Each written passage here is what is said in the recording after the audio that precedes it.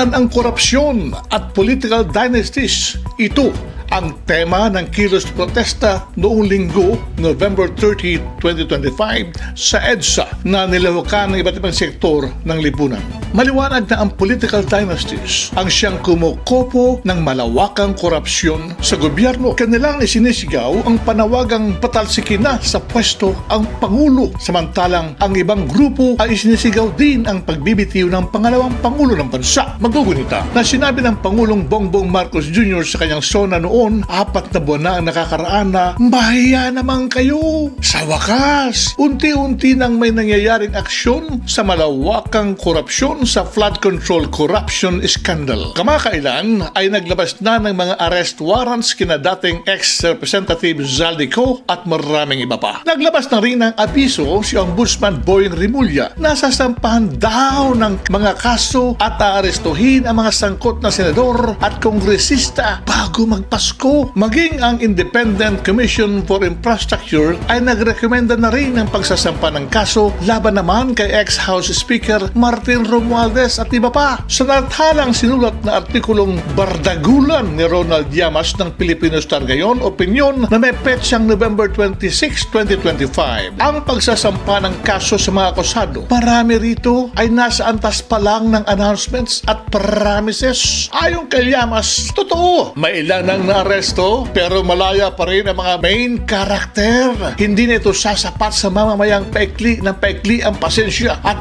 palalim ng palalim ang galit. Kailangang may malalaking isda na makulong, hindi lang puro sapsap at dilis. Kung hindi, baka ang administrasyon mismo ang mabitag sa sariling lambat at bingwit.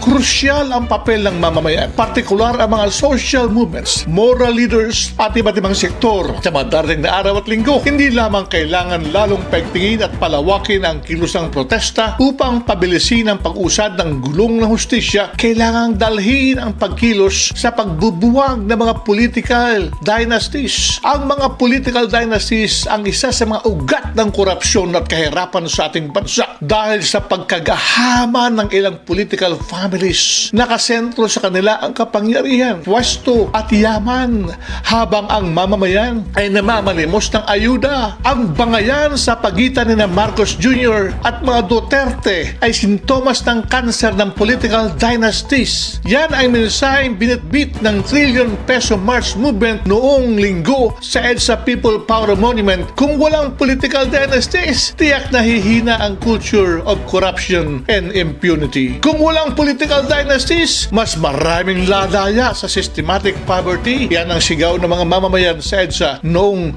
November 30. Labanan ng korupsyon, ikulong ang lahat ng korap, tutulan na ng lumang tangkang coup at civil military junta, buwagin ang political dynasties.